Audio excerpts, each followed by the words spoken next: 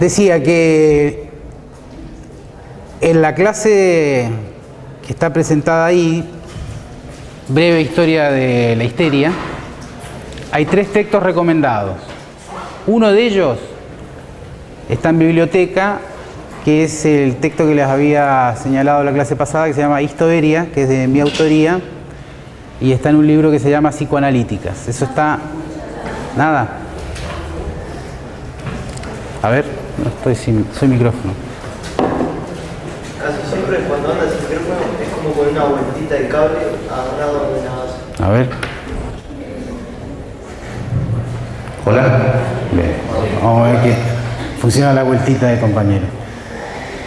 Bien, lo que decía entonces, en el tema que está dedicado a la clase que trabajamos el lunes pasado, Breve Historia de la Histeria, hay 3 textos recomendados. Uno es Histoveria, que les decía está en biblioteca. Otro está en Gatapaca, que se llama Historia de la Histeria, de Diane Jaubelot. Todo eso está en la EVA, no tienen para qué copiarlo. Y el tercer texto también lo voy a dejar en Gatapaca, pero eso mañana, a partir de mañana. Es un capítulo de un libro de un autor que se llama Jean-Claude Maleval, así como suena, con B corta. El libro es Locura histérica y psicosis disociativa, de la editorial Paidós.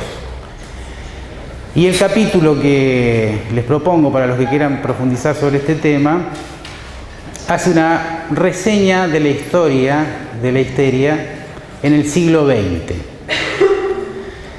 Ese autor también lo pueden googlear, Maleval, y van a encontrar otros textos. Uno, me acuerdo, tiene un título así como La extraña historia de cómo se hizo desaparecer a la histeria en el siglo XXI. Bien, algunas de las consideraciones que trabajamos la clase pasada vamos a ir repitiéndolas, porque como esta clase va a ser grabada, sobre todo pensando en los estudiantes libres y en los compañeros de Paysandú. Si recuerdan, la clase pasada habíamos rescatado la dimensión de la histeria a través de ese breve recorrido que hicimos desde los tiempos de los griegos. Pasamos por la Edad Media, llegamos a la modernidad del siglo XIX, donde todo lo que hasta ese momento, sobre todo lo que tenía que ver con la Edad Media, habían sido ubicados como fenómenos de posesión demoníaca, se laicizan, es decir, se ubican dentro de una racionalidad laica, científica, eminentemente positivista. En ese contexto, entonces, si recuerdan, habíamos ubicado lo que eran los aportes de Charcot, Janet y Freud y Breuer en relación a lo que tiene que ver con la interrogante sobre qué es lo que ocurre eminentemente en esas mujeres que hasta hace poco habían sido ubicadas como posesas por demonios. Las primeras explicaciones que ubica Charcot es que supuestamente hay una base orgánica, una suerte de predisposición histerógena, que habla de una generalidad del desorden de los nervios. Pero las tesis de Charcot, eminentemente, no profundizaban en relación a por qué se producía eso, sí a lo que era su repetición artificial por medio de la hipnosis.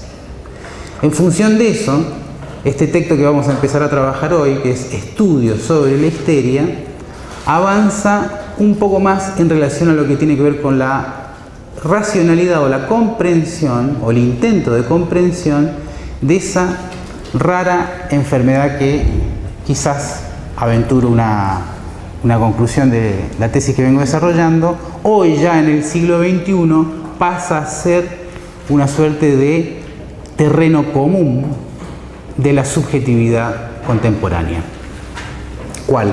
Ciertas características de la histeria como un discurso, ya no solo una patología.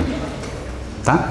Bien, en este nivel que estamos, todavía, en el tiempo del inicio del psicoanálisis, la lectura sobre la histeria está teñida todavía de algo del orden de la patología. Pero en el correr de estas clases, quiero hacer un recorrido que vaya a concluir, o deberíamos concluir, en la comprensión de la histeria no solo ni principalmente como una patología, sino como un discurso. ¿Qué quiero decir con discurso? El uso habitual del discurso tiene que ver con un conjunto retórico donde se quiere decir algo. Bien, no es ese el sentido que le quiero dar a la dimensión del discurso. Tomo la definición de Lacan, sobre todo del seminario 17, para los que quieran profundizar, cuyo título de ese seminario es El reverso del psicoanálisis.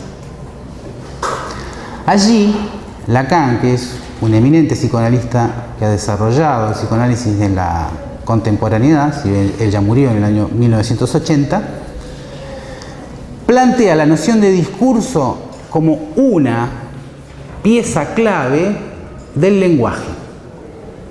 En el lenguaje nosotros podemos distinguir distintos niveles. El primero, el más evidente, el orden de la palabra. Pero en la palabra nosotros nos encontramos ya con dos elementos estructurantes del lenguaje en tanto palabra dicha, palabra pronunciada, palabra enunciada. ¿Cuáles? La dimensión del significante y del significado. Lo más habitual en el uso del lenguaje común y corriente es hacer la referencia al significado, es decir, a aquello que escucho, me dicen o estoy diciendo, remite a algo.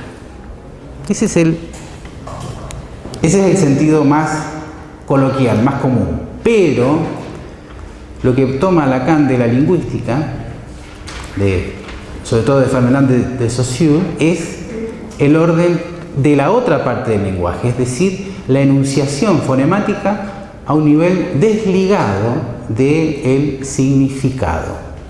En el uso común que hacemos de eso, generalmente no es así.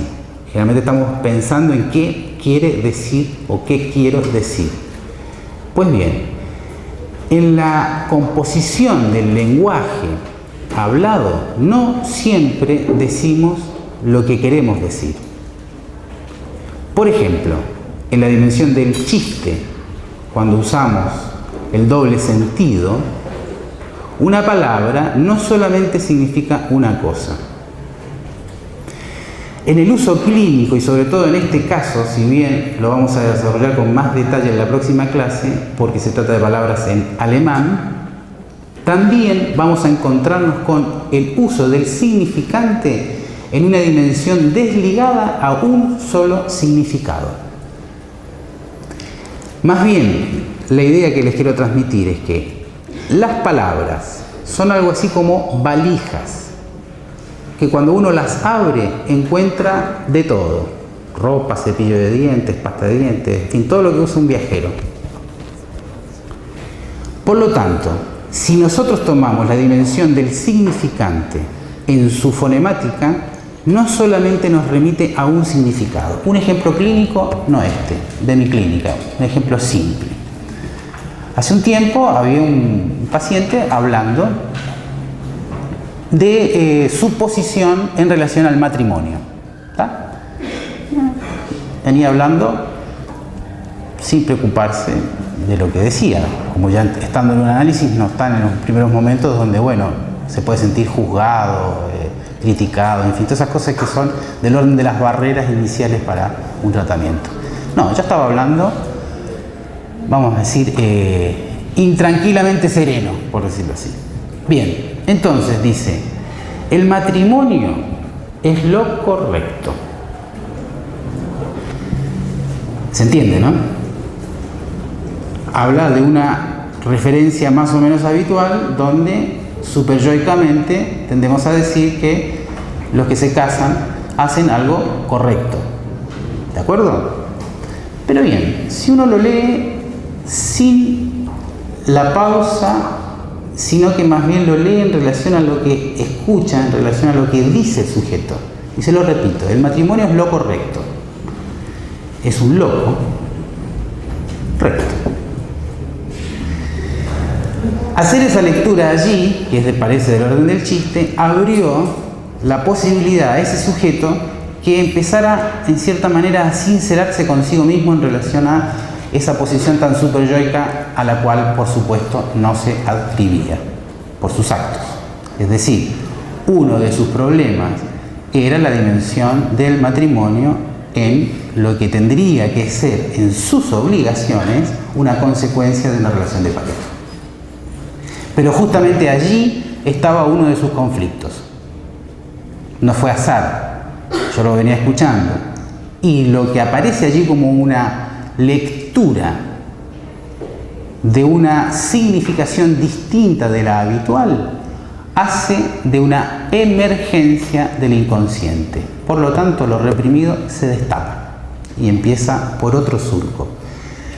Ya no en el surco monótono del superyo, donde todos tenemos que decir más o menos lo mismo en términos de lo que es lo políticamente correcto. ¿Está? Entonces, la dimensión del significante dentro de la palabra es algo que en un análisis tiene una particular importancia. En la vida cotidiana, ya dije, en los chistes, en lo que son los furcios o los lapsus, ¿no?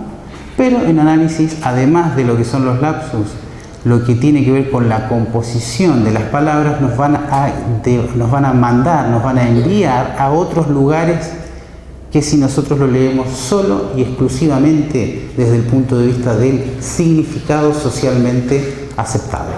¿Ah?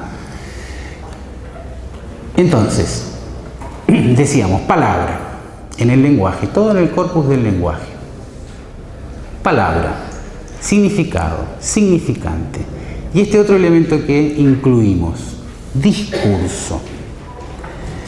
El discurso, si nos salimos de la definición habitual del uso retórico para decir algunas cosas, más o menos verdad o más o menos mentira, depende, tiene que ver fundamentalmente con aquellas instancias que del lenguaje, es decir, de la institución del lenguaje, formatean las conductas, los comportamientos y las instituciones. Ubicándolo dentro de las instancias psíquicas, yo, ello y superyo, los discursos corresponden eminentemente a lo que en el psicoanálisis planteado por la estructura freudiana corresponden al superyo, es decir, a lo que he dicho en términos sencillos, a lo que es deber decir y deber actuar. Dentro de esos discursos, uno de ellos, plantea Lacan en este seminario 17, es el discurso de la histeria. Un discurso no solamente formatea, sino que además provoca un lazo social particular.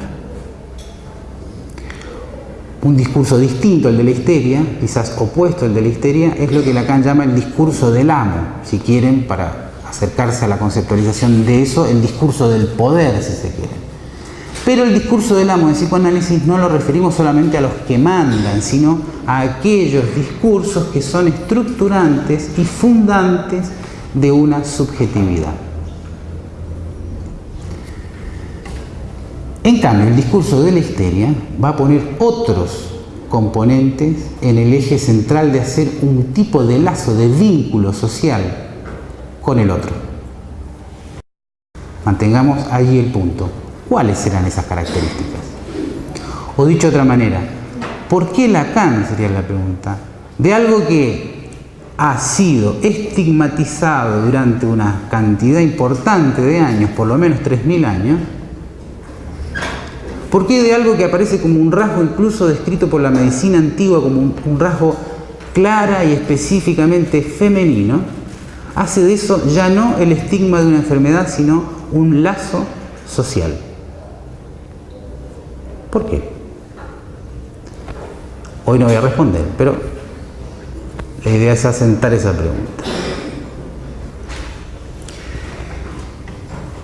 En ese contexto, entonces, está planteado el plan de trabajo de estas 6 o 7 clases. Ahí tendríamos que llegar, a partir de lecturas y a partir de clases que vayamos trabajando. En este tiempo, en el tiempo de estudio sobre la histeria, como les decía en la clase pasada, nos encontramos de entrada en el título con un conflicto. Vamos a leerlo freudianamente, un conflicto. ¿Cuál conflicto? El autor, los autores, todavía tienen una pata, o casi 2 patas, por decirlo así, en el modelo positivista de hacer ciencia. Por lo tanto, como decíamos la otra vez, se ofrece allí algo del orden de un chiste, si se quiere. Un chiste por lo que se desarrolla en este texto. ¿Cuál era el chiste? Hablar de estudios sobre la histeria nos pone de lleno, como decía en la clase pasada, en el modelo positivista, donde se trata del objeto, histeria, puesto allí a ser observado, analizado, extraída su verdad por los expertos y sabios doctores o licenciados, como quieran. El modelo positivista tiene ese funcionamiento donde el objeto que se va a investigar en sí mismo no tiene ningún saber. El saber es del que le saca, a través de un método, el método científico, ese saber. En estudios sobre la histeria podríamos poner lo mismo, el estudio sobre las anguilas, el estudio sobre la ley de gravedad, cualquier cosa, y vamos a tener de lleno el modelo positivista. ¿Qué decíamos? Este texto ya es, por supuesto, recomendado para el tercer módulo de la plataforma EVA. En estudios sobre la histeria nos vamos a encontrar fundamentalmente con un encuentro que va a causar sorpresa, y esa sorpresa fundamentalmente se va a traducir en la construcción narrativa de una historia. No una sola historia, todos los casos que son abordados van a tener la construcción narrativa de una historia, que se va a parecer más a una novela de ficción que a un informe científico. Pese a que Freud va a estar en este tiempo, sobre todo, con mucha más intención de hacer un informe científico que una novela de ficción.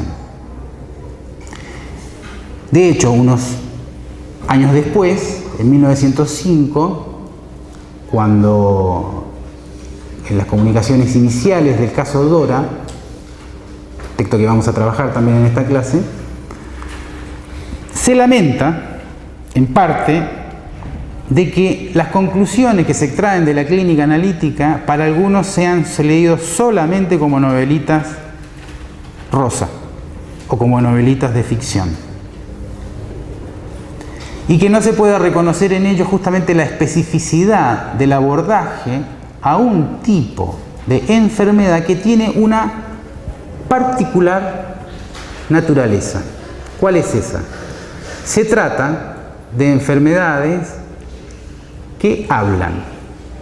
No solamente es que los pacientes hablan, sino la enfermedad misma, el padecimiento mismo, trata de enviar un mensaje. Es decir, el cuerpo en la histeria es tomado como un escenario donde se representa simbólicamente el conflicto. Posición opuesta a lo que tiene que ver con la medicina y sus virtudes. En la medicina, como veíamos en la clase pasada, con el cuerpo con el que se trabaja es el organismo. En psicoanálisis, con el cuerpo que se trabaja es el cuerpo erótico. Y ese cuerpo erótico eminentemente habla a través de, en el caso de la histeria, los síntomas que pasan a representar algo del orden del conflicto a nivel del deseo del sujeto. Eso quiere decir que son enfermedades que hablan, que simbolizan, que transmiten o intentan transmitir algo del orden del sufrimiento y de su conflicto, es decir, lo que genera ese conflicto. Claro, es una presentación bajo un modo de un jeroglífico, es decir, no aparece dicha y explícitamente aclarado, hay que descifrarlo. Un descifrado que además aparece opaco al propio sujeto que la padece. Y más claro a veces, depende de lo que pueda escuchar o mirar el otro, al que está enfrente. El caso que vamos a trabajar en estas clases es el caso de estudios sobre la histeria, es el caso 5, se llama señorita Elizabeth von R. La clase pasada les había dicho la primera descripción, ¿se acuerdan del síntoma? ¿Se acuerdan qué es lo que le pasaba a esta mujer? ¿No? ¿Se acuerdan? La pierna. Bien. No podía caminar, vamos a decir. No era una sola pierna, sino que no podía caminar. Caminaba así con dolor y levemente inclinada como hacia adelante. ¿Está?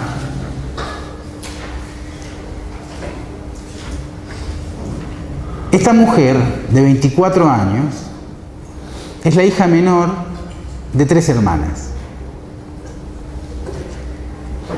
Quien se la presenta, quien le hace la derivación a Freud, le indica que para él, que es otro médico, se trata de una histeria. Pero Freud aclara que en lo que aparece descrito por el colega, lo que son los rasgos fundamentales de la histeria no están presentes, en principio. Solo este síntoma, que ya lleva un tiempo, que neurológicamente en los tiempos de Freud se llamaba astasia abasia. Ese es un detalle para tener en cuenta. Es decir, esta dificultad para caminar y para sostenerse en pie sin dolor. Y caminar de una manera que Freud describe totalmente atípica si se trata de alguna enfermedad neurológica o algún tipo de reumatismo o algún problema en las extremidades inferiores, sobre todo por esta inclinación hacia adelante.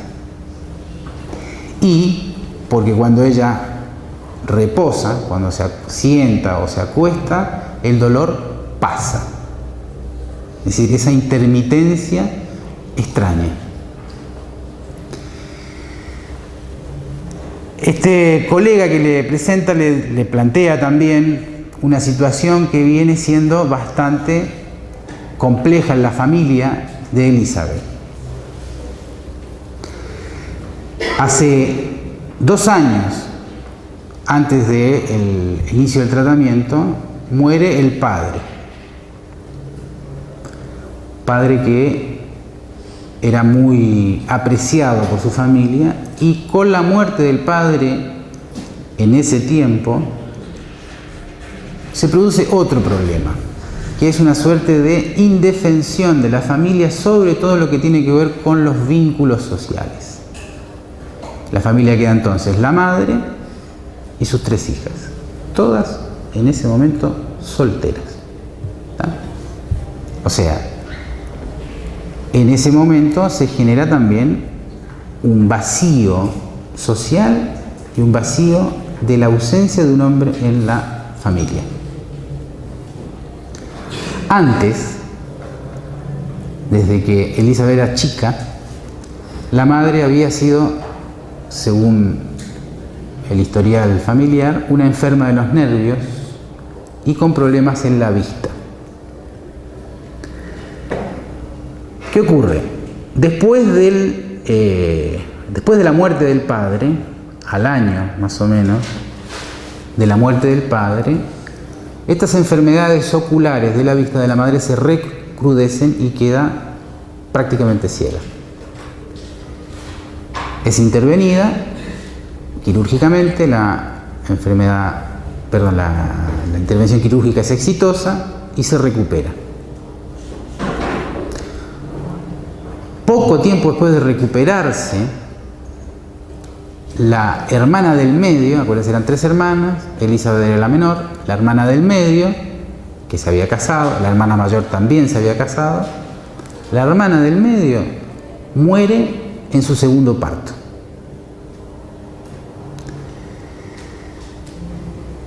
Entonces tenemos muerte del padre, ceguera, pero recuperación de la madre.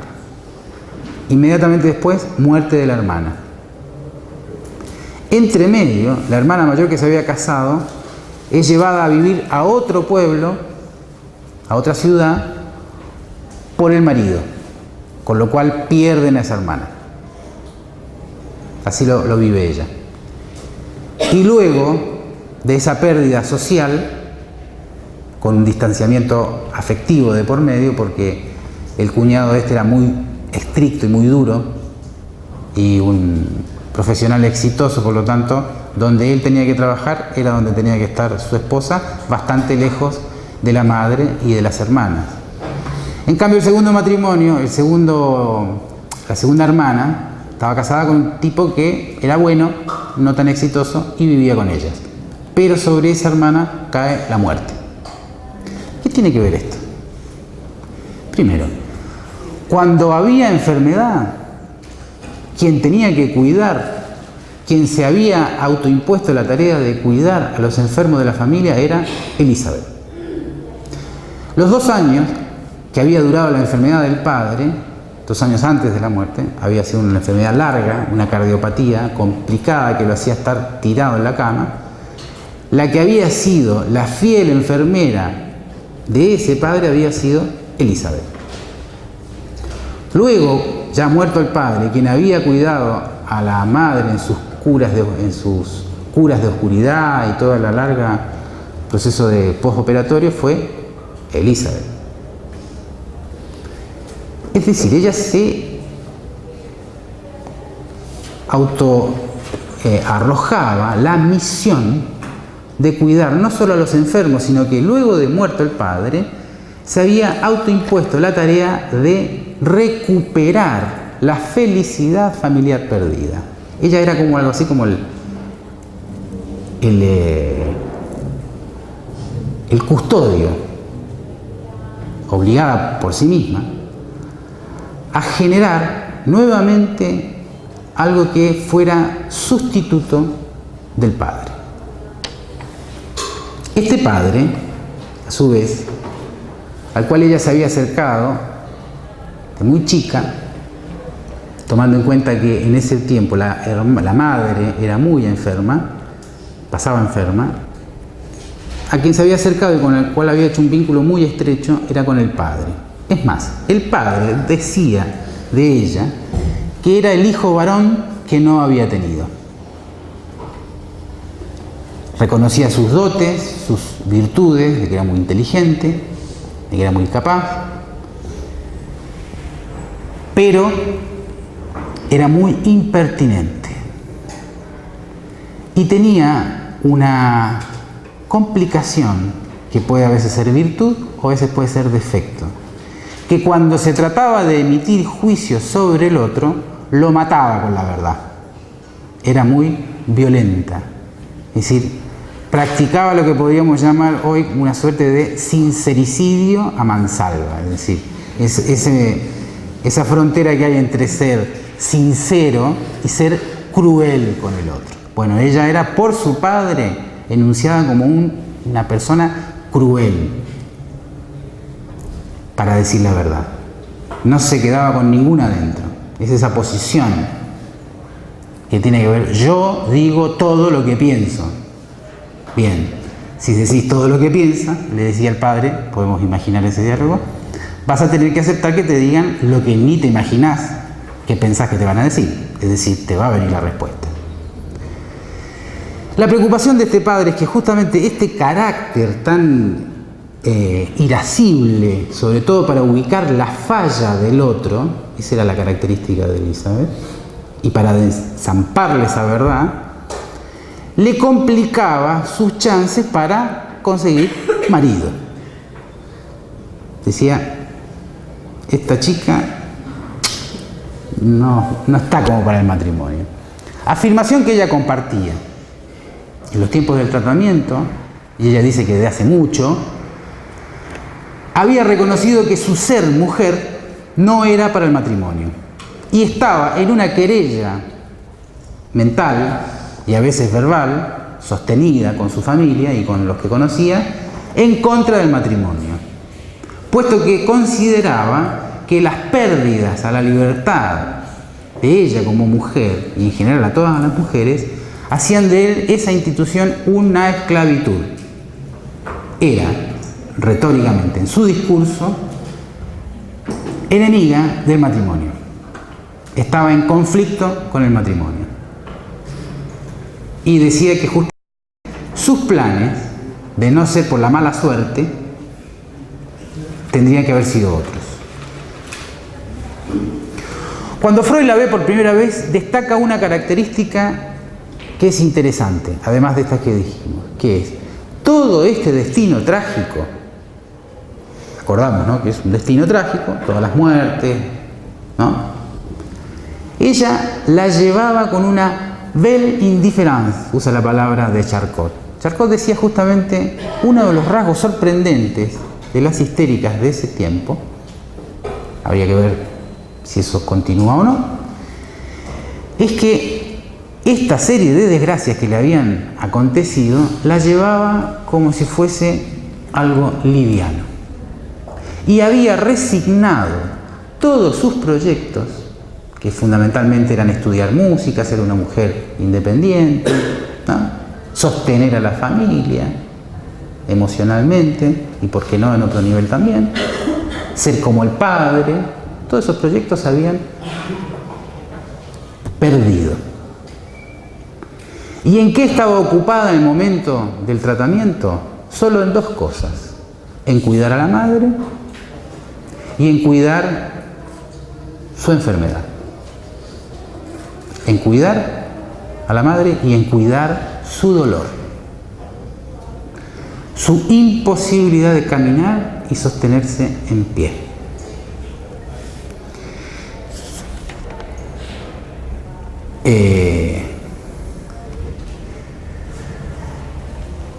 Freud plantea que este es el tratamiento más extenso, por lo menos hasta ese tiempo, 1895, más extenso y más completo que él pudo desarrollar.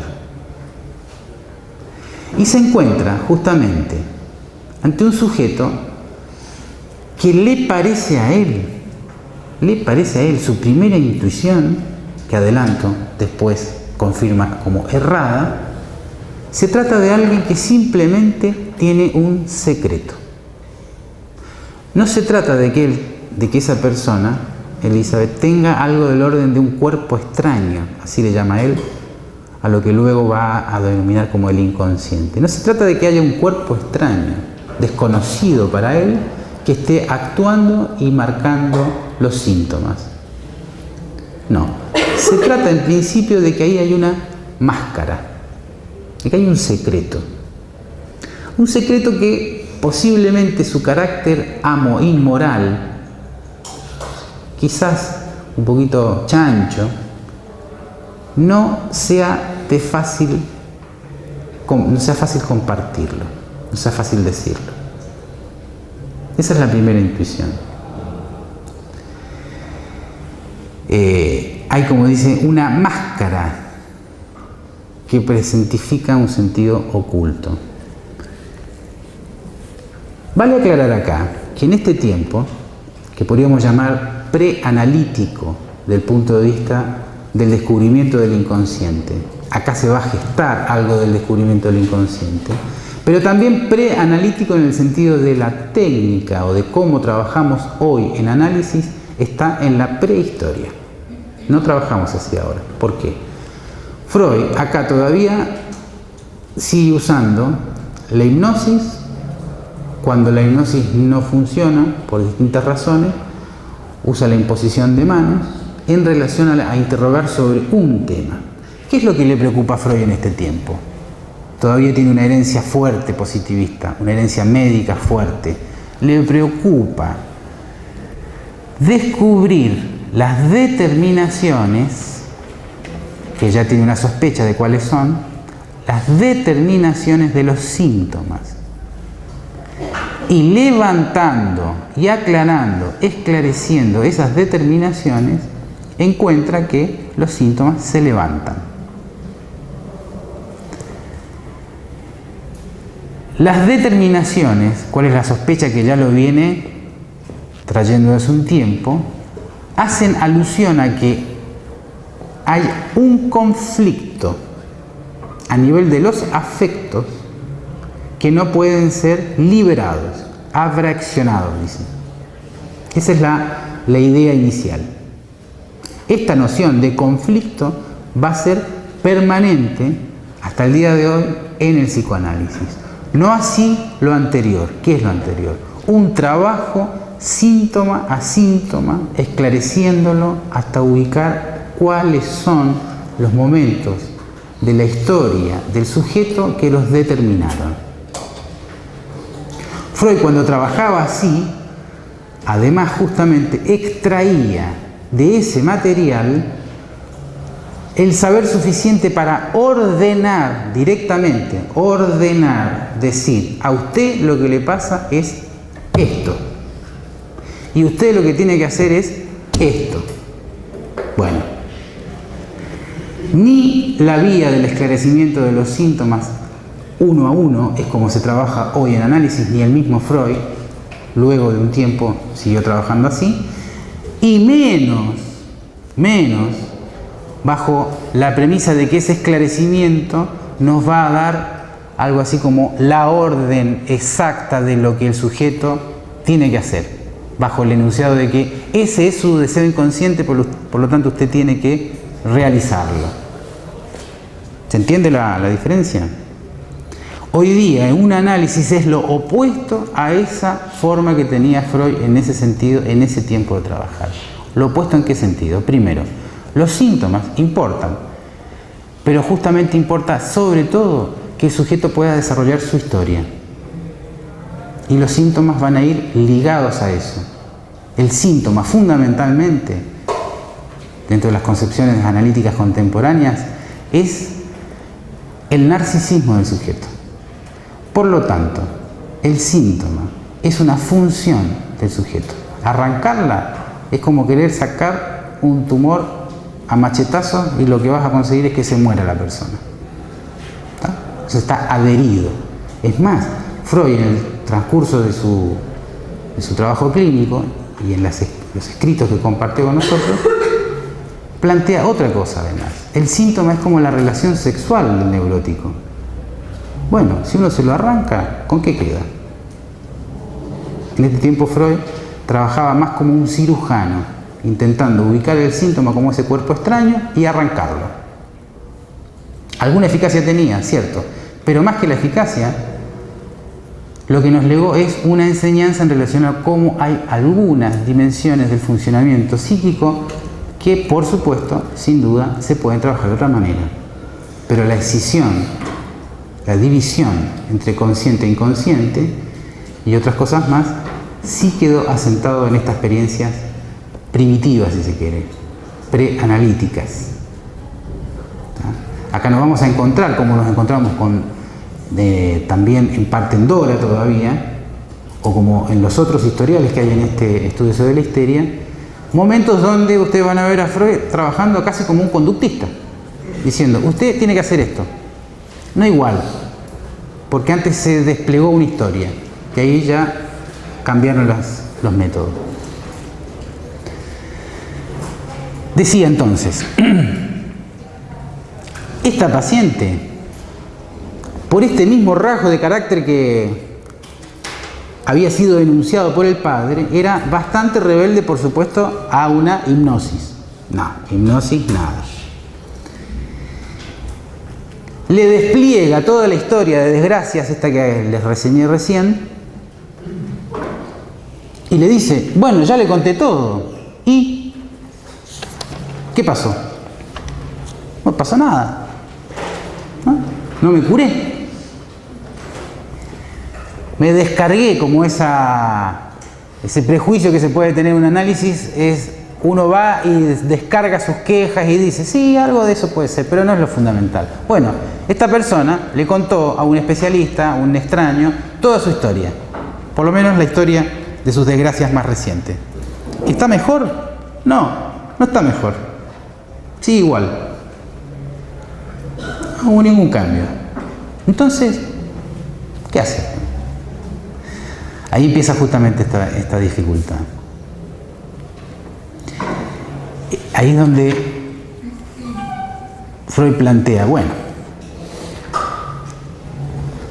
esa es la barrera más importante de un análisis. Ayer y hoy, ¿cuál? El sujeto dice, bueno, esto es mi sufrimiento, esta es mi queja, este es mi destino. ¿Usted puede hacer algo? ¿Cuál es la posición justamente de esta paciente? Desmentir al otro, ridiculizar al otro, llevar al otro a su nivel de impotencia. Y sobre todo si es un doctor, un hombre, un sabio.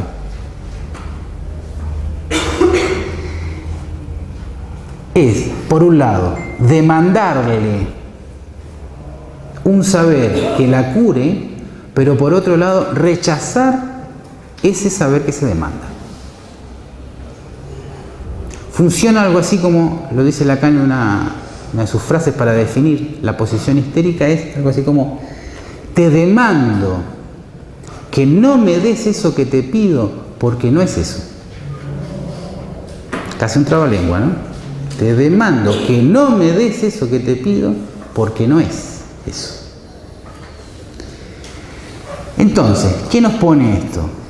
Nos pone frente a una particular dificultad de la histeria de ese tiempo, veremos más adelante si es así, donde el sujeto expone su sufrimiento,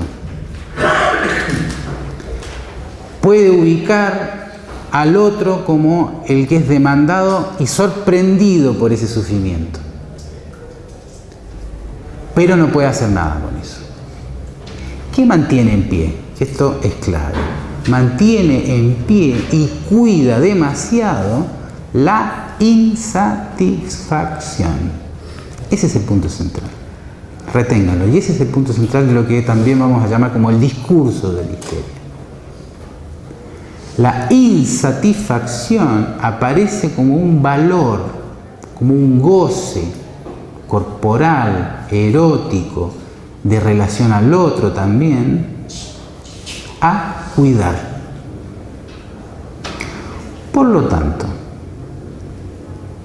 la posibilidad de que el otro la ayude está demandada y al mismo tiempo cuestionada.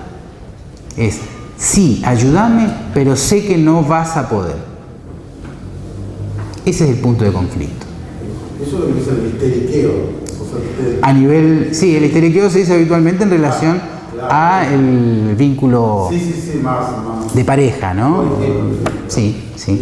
Pero acá tiene que ver justamente con una posición de demanda al saber sobre ese sufrimiento. Y le dice, ¿y usted? Ya le dije y no pasó nada. Bien. Freud no queda por ahí. Hasta por ahí era la explicación del doctor que le había derivado al paciente, que le había dicho, bueno, es medio histérica, ¿no? Parece que sí, es poco neurótica. Y entonces la explicación de la época justamente decía, bueno, se trata de un carácter bastante difícil, ¿no? Con una historia de desgracias que hacen que esta persona, bueno, tenga clausuradas sus proyectos, por lo tanto esté en una pelea con la vida, enojadísima con la vida, por lo tanto se entiende que está mal, ¿no? Entonces, una explicación simple. Está peleada con la vida, se le murió el padre, que lo quería mucho, le murió la hermana, quedó soltera ahí, siendo tan joven, inteligente, linda, bla, bla, bla. Sí, está pobre. Listo. Cerramos el caso, se acabó el problema. Pero Freud se pregunta, ¿y por qué la astasia vácea?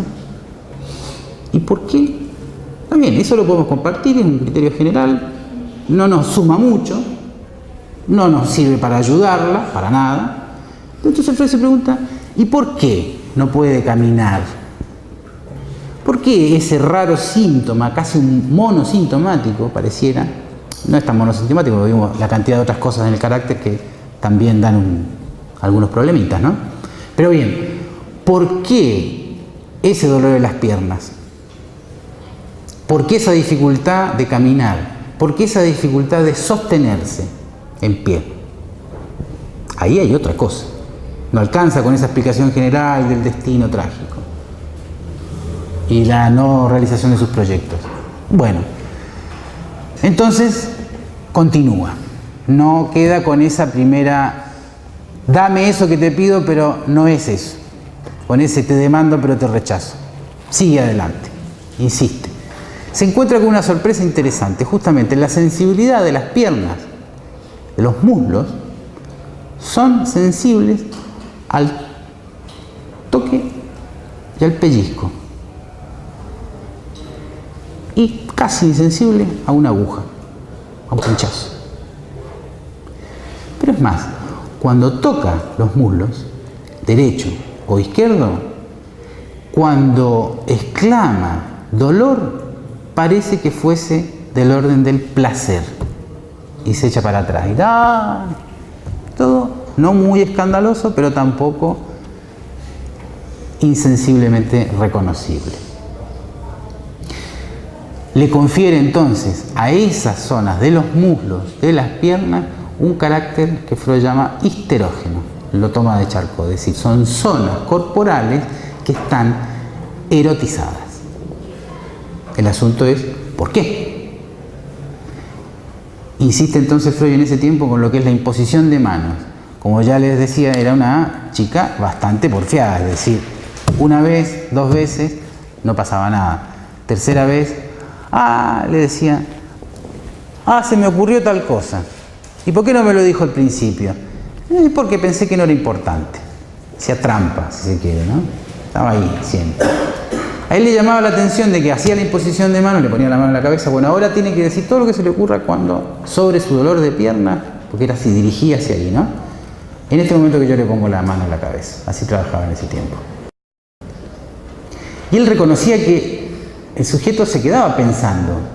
Cerraba los ojos, se quedaba pensando. Es decir, algo pasaba por su cabeza, pero no se lo decía. Es decir, no te lo voy a dar. ¿Me lo pedí? No te lo voy a dar. Es un jueguito. Te muestro, pero te lo oculto. Estaba en eso. Bueno, con toda la dificultad de ese juego, como decía, histérico, sin duda, algo empieza a avanzar. Y empieza a aparecer en el recuerdo un joven, un dragoncito, un noviecito ahí que no había llegado a prosperar la cosa, pero era un muchacho que estaba cerca de la familia, sobre todo cerca del padre y de ellas también, un muchacho un poquito más joven que ella, con el cual compartía salidas, lecturas, y que reconoció que en algún momento tuvo alguna onda, algún feeling con este joven. Pero viene la enfermedad del padre. La enfermedad del padre cae de sorpresa, ella lo recuerda así, está parada en la entrada de su casa y ve al padre derrumbarse, caer, no poder sostenerse en pie. Y ella lo levanta. A partir de ese momento, como había dicho al principio, ella es la fiel cuidadora del padre. No se mueve de al lado del padre. Solo un día, de esos 2 años de convalecencia del padre que termina muriendo, 6 meses antes de que muriera el padre, ella recuerda que había estado en cama un día por dolor de piernas, fuerte dolor de piernas.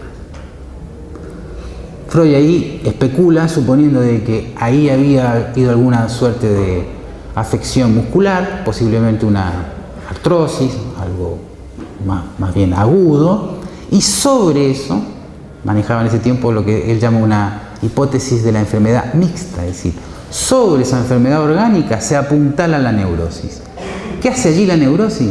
Agranda, extiende, hace más duradera una enfermedad que debería terminar más rápido.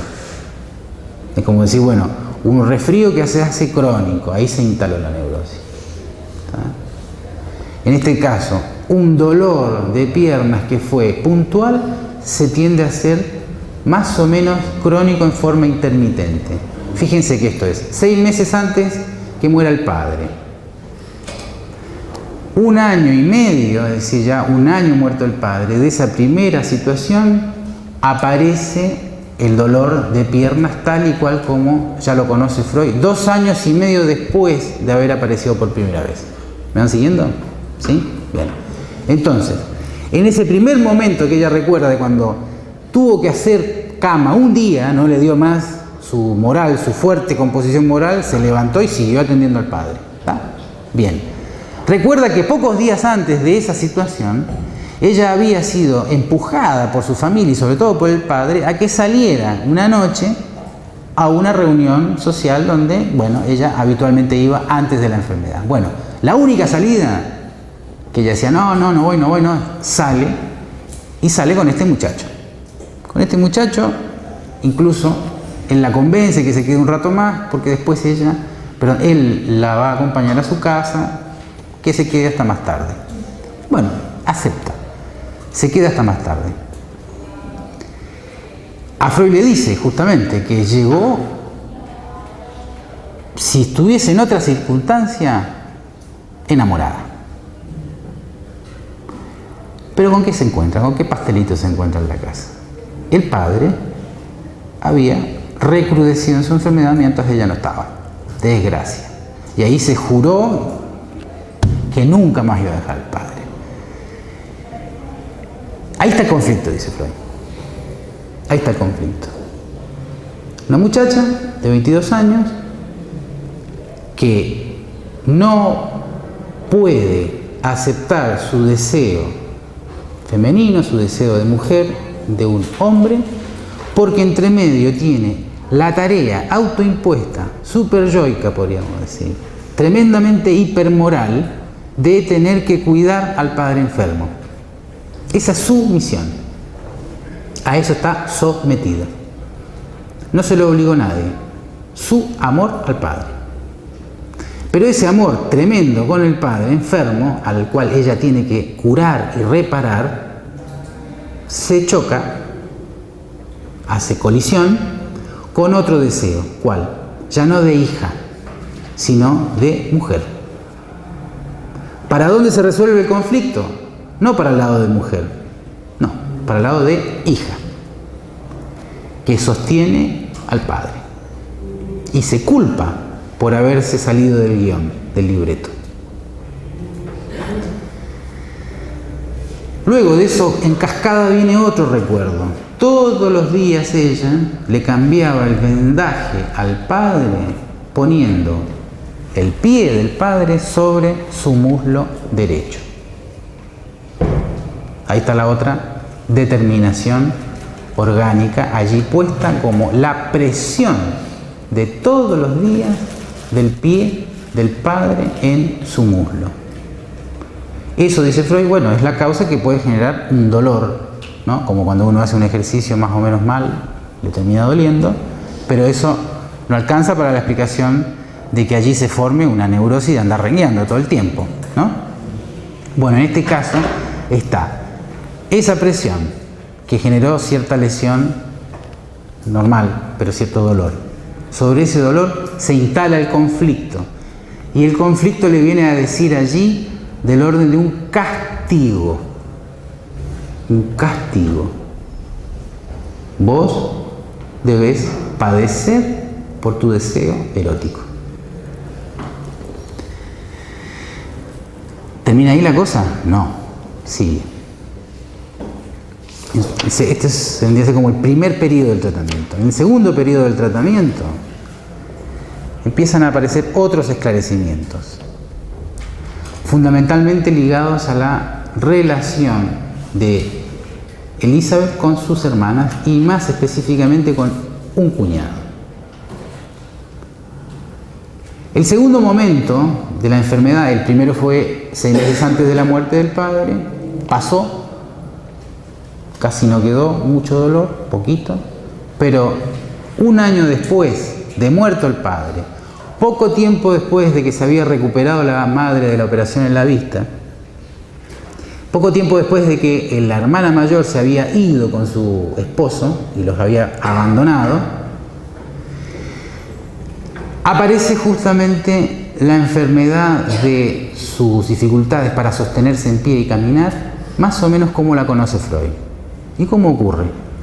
Sale a un paseo, a caminar por las montañas, estaban en un lugar de veraneo, vuelve, tiene un baño frío, se enfría y entonces queda con esta renguera. Esa es la explicación médica. Una suerte de enfriamiento. ¿No? Es como se dice hoy día. ¿Y qué le pasó? Y bueno, tiene un virus, yo qué sé, una enfermedad psicosomática. ¿Y qué les dice eso? ¿Le dice algo? Nada. Pero tómate el analgésico y ya se te pasa. El analgésico hace su efecto y después aparece el conflicto de otra manera. Bueno, acá la explicación sin la ciencia que tenemos hoy día es más o menos la misma. Algo físico, como un cambio climático, un exceso de ejercicio, y el dolor apareció. Freud no se contenta con eso, empieza a hacer hablar. Le dice, bueno, ¿qué pasaba en ese momento? Pasaba lo siguiente, la hermana, segunda hermana, la que muere después en el parto, iba a ir también con ella, con el cuñado y otra gente, a pasear por las montañas, a caminar. ¿Está? La hermana, a último momento se siente mal, ya empezaba a manifestarse una suerte de cardiopatía similar a la del padre. Bien, se sentía mal, cansada y no va. El cuñado primero dice, bueno, yo tampoco voy. La hermana le dice, no, anda con Elizabeth, no pasa nada, vayan.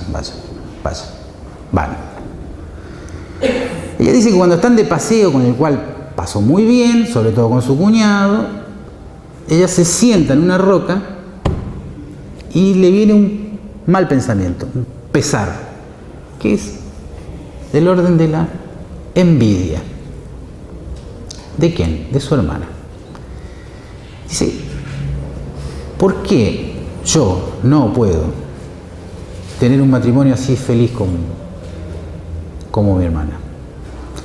Lo cual también la hace entrar en conflicto con lo siguiente: la antigua idea que ella tenía de estar en contra de la institución matrimonial se le viene también encima bajo la forma de la indefensión en la que ella se encuentra.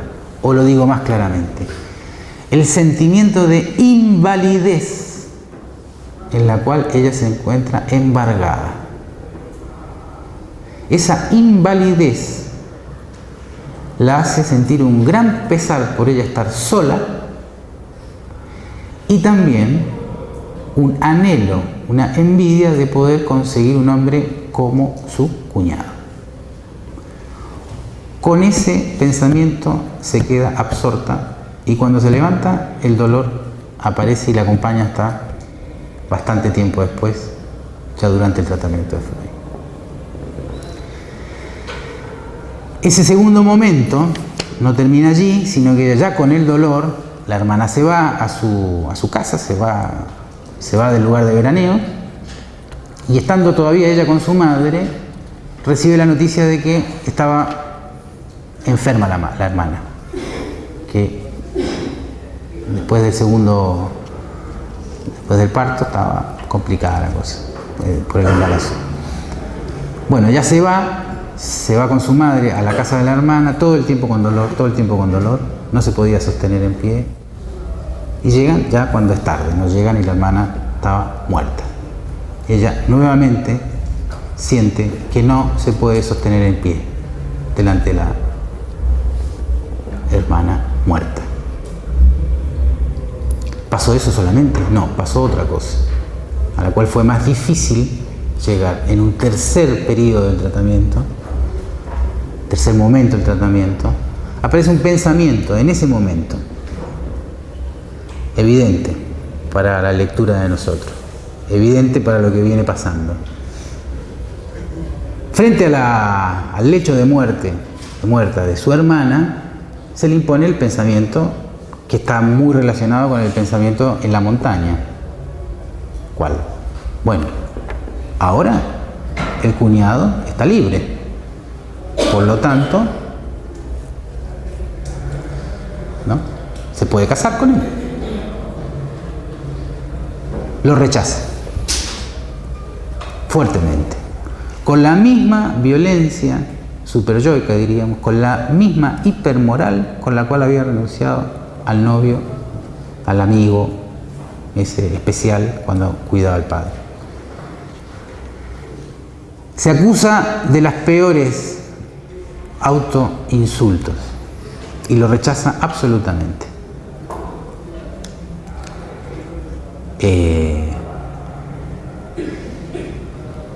El conflicto inicial, erótico o moral, se reaviva frente a la muerte de su hermana.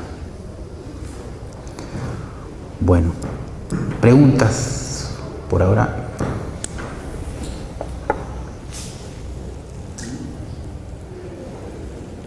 ¿Qué era,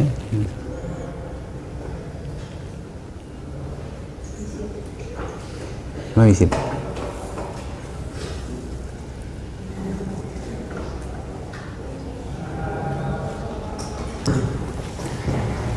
Vamos a avanzar un poquito más entonces.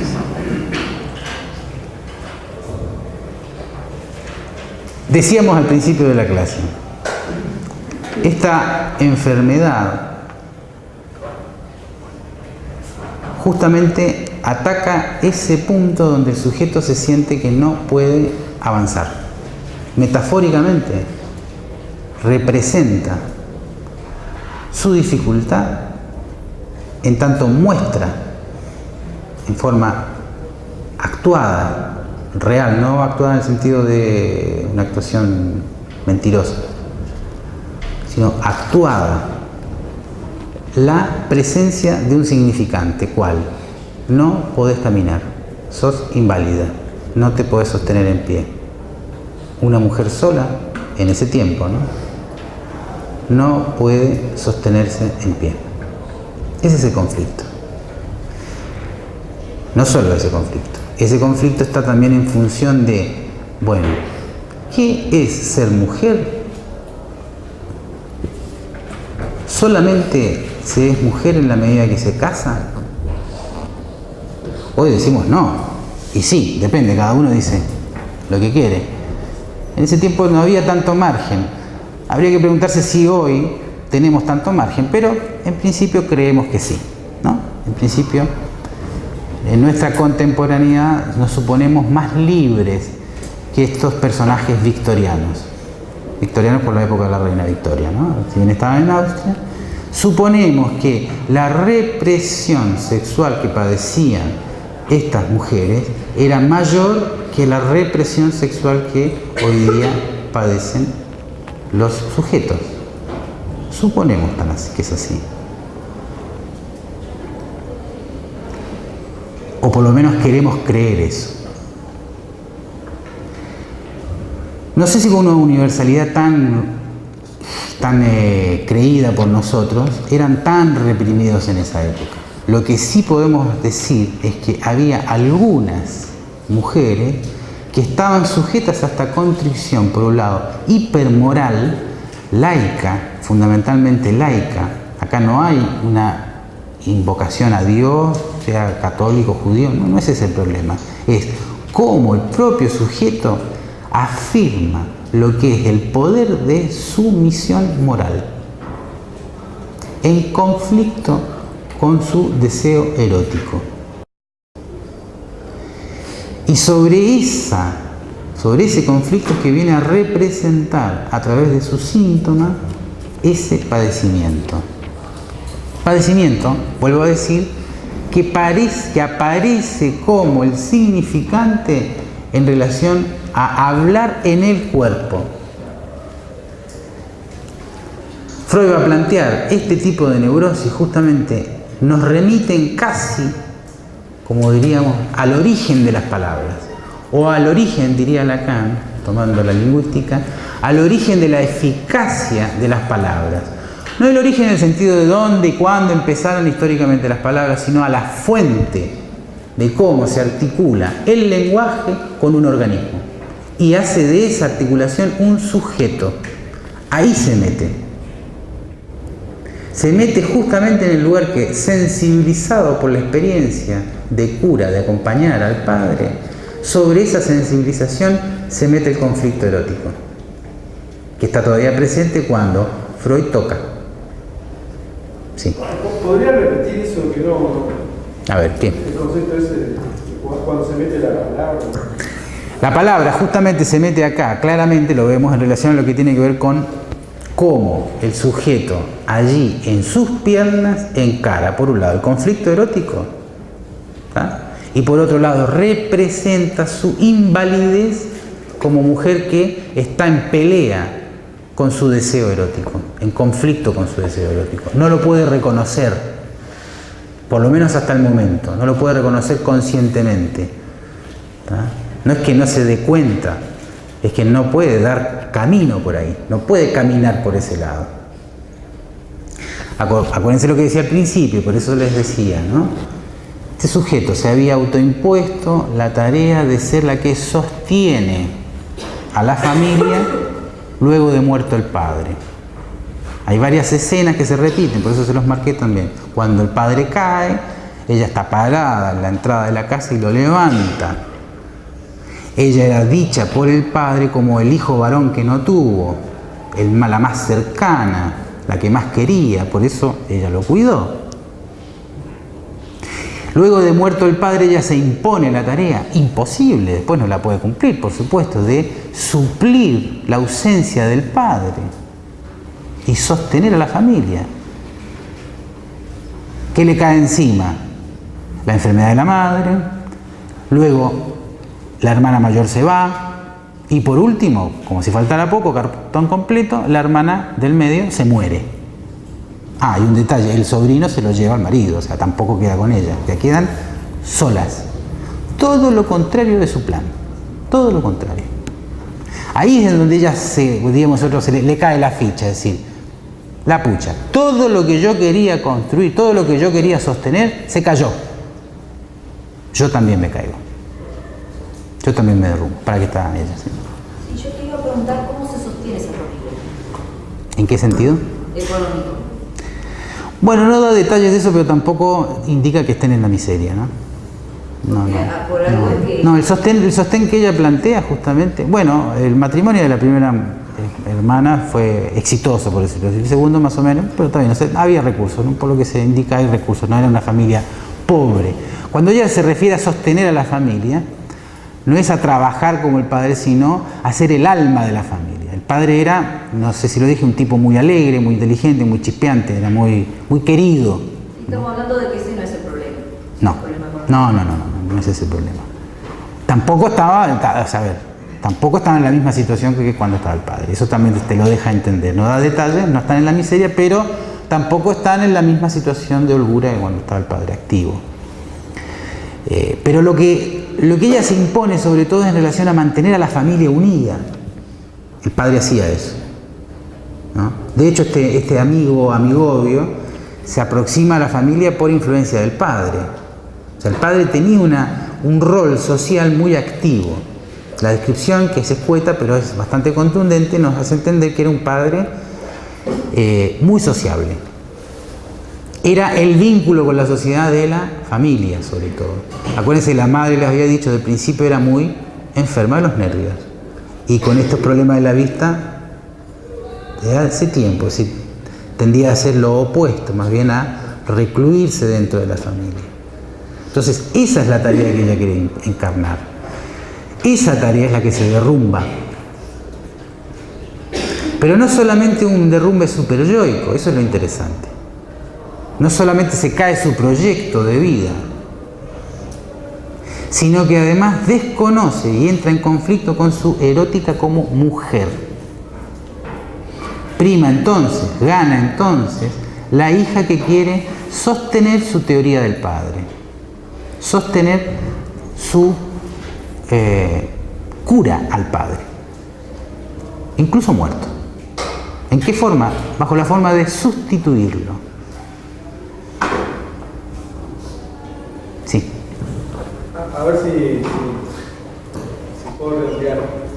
Si la persona niega su deseo para vivir en el deseo del otro, de lo que viene del otro, en este caso sería el padre. Bueno, justamente no ocurre eso. Porque el deseo, tal y cual lo entendemos en psicoanálisis, es un deseo exogámico, es decir, el deseo del padre se manifiesta contrariado cuando dice: esta chica, como dijimos, es demasiado cruel para decir la verdad, que ella reconoce los defectos del otro, ¿no? Y si es así, le va a costar casarse. Ahí está marcando las dos partes, está marcando la crítica y al mismo tiempo la está nombrando como imposibilitada de casarse. Por lo tanto, le está poniendo, sin querer, un obstáculo al deseo exogámico. Lo contrario al deseo exogámico nosotros lo entendemos ya como el orden del goce incestuoso. Y el goce incestuoso no es tener relaciones con el padre y la madre. Yo digo que esas cosas no ocurren y son abusos, ¿cierto? Sino fundamentalmente el resto del goce incestuoso en las neurosis es el síntoma.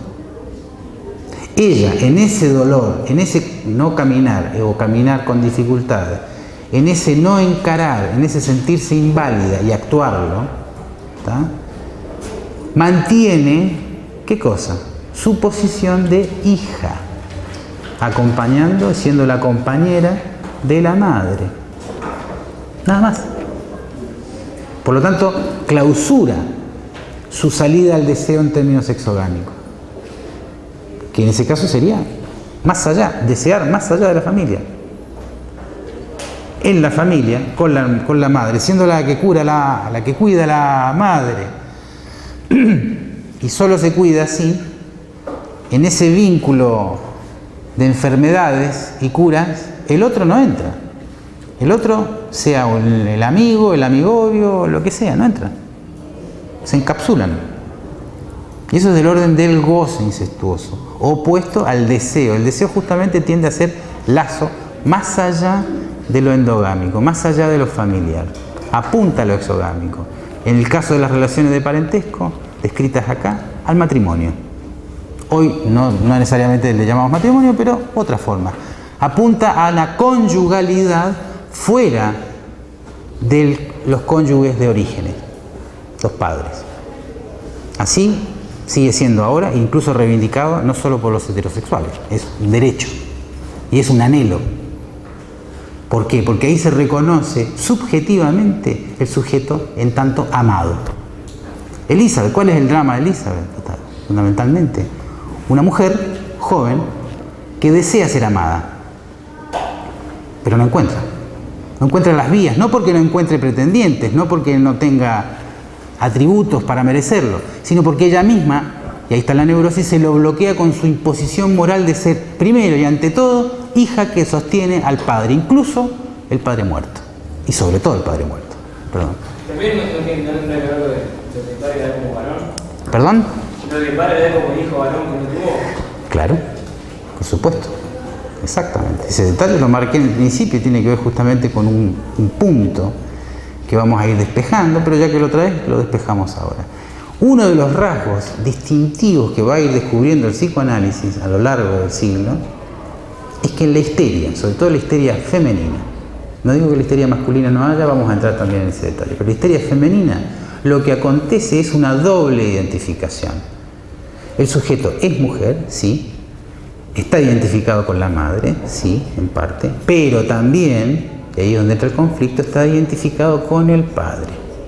Y en este caso es claramente, y la observación que vos traes justamente da en el clavo. Este sujeto, que no se desconoce como mujer, también se reconoce como varón. Esto no tiene que ver con que sea homosexual ni latente, no, no es eso. En ese punto, toda la histeria, sobre todo la femenina, sí puede ser de acuerdo a la situación, al momento y las circunstancias, puede volcarse hacia la homosexualidad, sin duda, sin duda. Pero no ese es el rasgo fundamental. El rasgo fundamental, y ahí está el conflicto, es que puede identificarse tanto con el ser hombre, es decir, tiene una posición viril, como también con su relación anatómica como un ser mujer. Por eso el centro de la pregunta, hacia allá vamos caminando, que despeja Lacan en relación a la histeria, es ni más ni menos qué es ser mujer, qué es ser una mujer. Acá Elizabeth viene con una pregunta, pero antes de la pregunta viene formulada como una respuesta. ¿Cuál es la respuesta que ella plantea? Yo no estoy ni ahí con el matrimonio. No es para mí. ¿Por qué? Porque clausura la libertad de una mujer, porque la encierra a los sacrificios. Ella dice así, no especifica acá, podemos imaginar los sacrificios que debe entregarse una mujer. Eso aparece explícito. Sí. Los refería. No se los leí porque no traje los lentes, así que empecé a usar mi memoria, que por ahora funciona. Mis ojos no. Entonces, sí, está explicitado así, tal y cual. O está explicitado más claramente en el oráculo del Padre. Ahí donde está puesto el nombre, por decirlo así. No el nombre de ella, el nombre de ella es ficción de Elizabeth, el nombre es otro, pero no importa. El nombre del Padre allí es nombrar esa situación, decir, sos tremendamente inteligente, pero también tremendamente impertinente. Y tenés un carácter de... o sea, eso le encontrás el rasgo de defecto del otro y se lo tirás como... así no vas a conseguir novio. No hay quien te aguante, no hay hombre que te pueda sostener si vos le estás... A la primera que le viste un pelo mal puesto, pero vos... ¿no? Esa posición de criticar, más allá del orden de la búsqueda de la verdad, sino por el goce de hacer pedazo al otro. De hacer pedazo al otro. De romperlo todo. ¿Está? Entonces, eso es lo que marca el Padre. Le dice, bueno, eso le va a ser difícil que se case. Ya lo marca ahí. O sea, están en sintonía padre e hija en ese discurso. Ella dice, yo no quiero nada con el matrimonio, y el Padre le dice, no sabemos si antes, después de esa convicción, posiblemente antes, le dice, vos no estás para el matrimonio. ¿Y qué me importa? Yo no estoy para el matrimonio. ¿Qué? ¿Una mujer sola se puede mantener en pie? No puede. Por lo menos hasta el momento del tratamiento. En este tratamiento fue exitoso en ese punto de vista. Sí se pudo mantener en pie. Pero eso vamos a verlo con detalle hacia el final de este tratamiento. Léanlo. Y la próxima nos vamos a meter en algunas palabritas en alemán, sin miedo. ¿Estamos? Bueno, seguimos la otra.